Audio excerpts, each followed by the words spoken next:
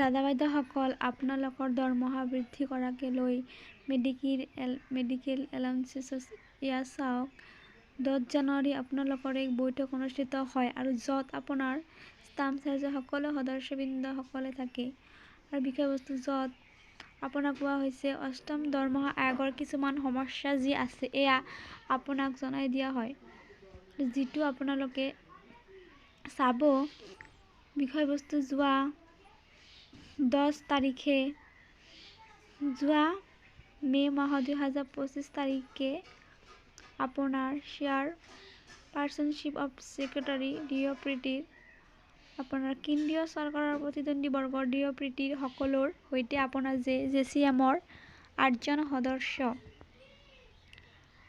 আপোনাৰ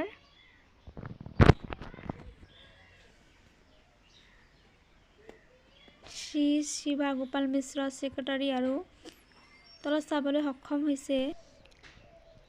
আপোনালোকে আকৌ এবাৰ ডেটটো চাব। অষ্টম দৰমহা আয়োগৰ কমিটি যাতে অতি শীঘ্ৰে যাতে গঠন কৰে আৰু সেই কমিটিৰ প্ৰতিবেদনৰ ভিত্তিত আমি বাৰংবাৰ জনাই আছোঁ দৰমহা আৰু পেঞ্চন বৃদ্ধি পাব আৰু সেই প্ৰতিবেদনত আপোনালোকৰ ফিটমেণ্ট ফেক্টৰ কিমান হ'ব সেয়াও বৃদ্ধি কৰা হ'ব।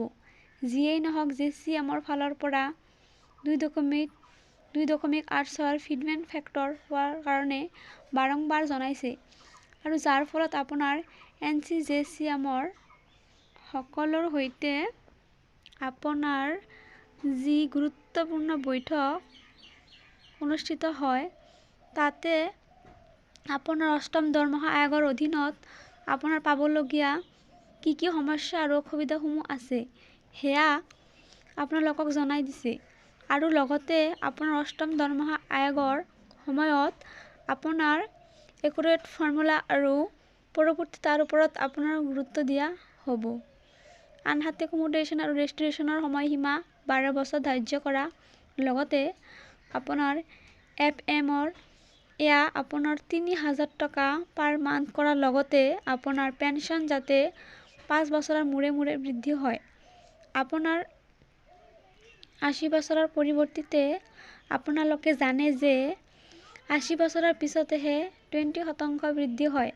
সেয়া আপোনাৰ 5 বছৰৰ পিছে সেয়া যাতে বৃদ্ধি কৰে সেই অষ্টম দৰমহা আয়োগৰ সকলোখিনি বস্তু তেওঁলোকে তুলি ধৰে। তো ভিডিঅ'টো ইমানেই আছিল। সেয়েহে কৰ্মচাৰীৰ প্ৰতিটো শেহতীয়া খবৰৰ বাবে লাইক এটা দি চেনেলটো ছাবস্ক্ৰাইব কৰিবলৈ নাপাহৰিব। ভিডিঅ'টো চোৱাৰ বাবে ধন্যবাদ।